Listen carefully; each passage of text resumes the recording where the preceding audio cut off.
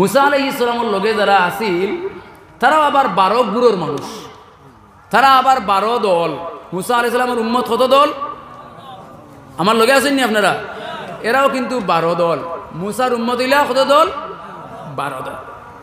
খিলা মুসার উম্মত 12 দল, তার পূর্ব কিছু ইতিহাস আছে, তো এটা হিদিকে যাইয়েন না। এই 12 দলের যত মানুষ আসলা ওতেন প্রত্যেক এক এক দলের মানুষে এক একটা জায়গার থাকি ফানি খাইবার মতো গাঁট আল্লাহ বানাইয়া দিলাইল। আর এই গাঁট থাকি তেন ফানি সময় মতো খাইবারও ব্যবস্থা হয়ে গেল। এখন সুবহানাল্লাহ। আল্লাহ রাব্বুল আলামিন ফরমান ফানফাজারাত মিনহু সানাতা আশরাতা আইলা কুল্লু উনাসিম মাশরাবাহুম। টান 12 দলের মানুষে খেয়ে কোন গাঁট থাকি পানি তুলিয়া কোন সময় খাইতো, প্রত্যেকে যার যারি গাঁট সবে চিনিয়া নিল গিয়া। কুলু ওয়াশরাবু মির রিজকিল্লাহি ওয়ালা তা'সাউ ফিল আরদি মুফসিদিন। আল্লাহ রাব্বুল আলামিন বললেন, ও মুসার উম্মত হল, তোমরা যখন জলের দরকার ছিল আমি আল্লাহ মুসার মাধ্যমে জলের ব্যবস্থা করিয়া দিলাম। এখন তোমরা পানাহার করো, খাও, পান করো, আমি আল্লাহর দেওয়া রিজেক। ওয়ালা তা'সাউ ফিল আরদি মুফসিদিন।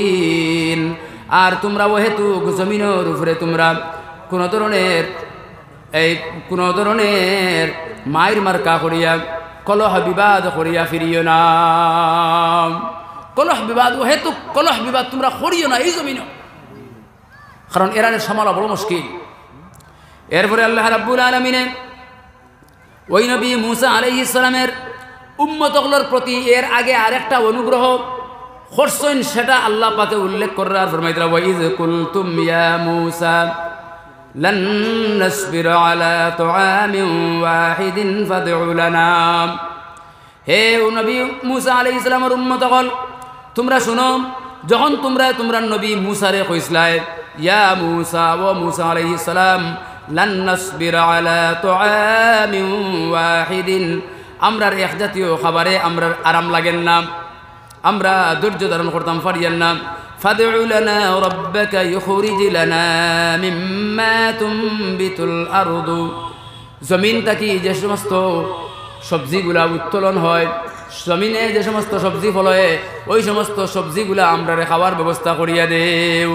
মিম বাকলিহা, জমিন থেকে যে সমস্ত শাক সবজি ফুটে এইগুলা আমরার খাওয়ার ব্যবস্থা করিয়া দেও। ওয়া কিসাইহা ওয়া ফুমিহা ওয়া আদাসিহা ওয়া বাসালিহা, জমিন থেকে যেগুলা ফলে, কুকড়ে ফুলে, গম ফলে, জব ফলে, এরপরে রসুন আর পিঁয়াজ যেগুলা জমিন থেকে উঠে, এইগুলা আমরার খাবার হিসাবে আমরারে দান করা হোক। দেখুন বেহেশতি খানি যে আরাম লাগেন না, জমিনের অগুনতে তার ফেট পড়বো, বুঝলা তো? তো বেহেশতি খানি বাদ দিয়া দুনিয়ার ফসা গান্দা খানি মুখা তার চৌক।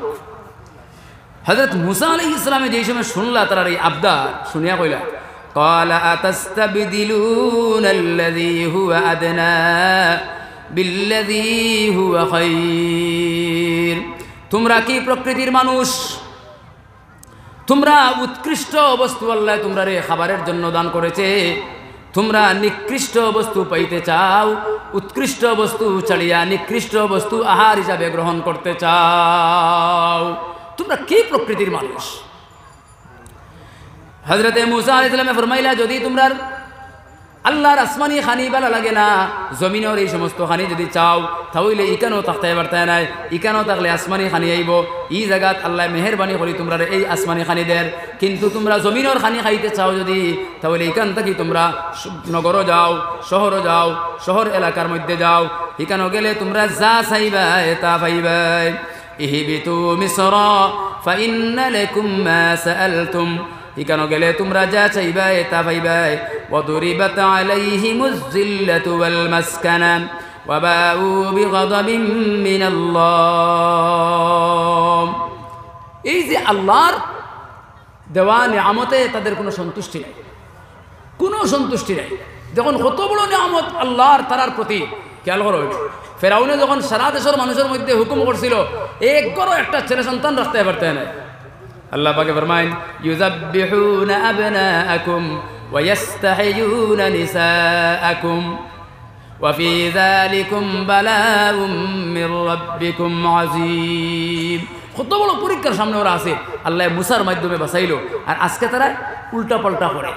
তাছাড়া শেষ নাই, আল্লাহ পাকে ফরমাইতরা এরা শুধু মুসা আলাইহিস সালামের লগে উল্টা পাল্টা ব্যবহার করিয়া শেষ নাই, ওরা বিভিন্ন যুগে ওরা আল্লাহর পয়গম্বরগুলোর বিরুদ্ধে হাত তুলছে, আল্লাহর নবী রাসূলগুলোরে ওরা হত্যা করছে, কাতল করছে। নাউজুবিল্লাহ। আল্লাহর অনেক পয়গম্বরগুলো তার হাতে হত্যা হয়েছে।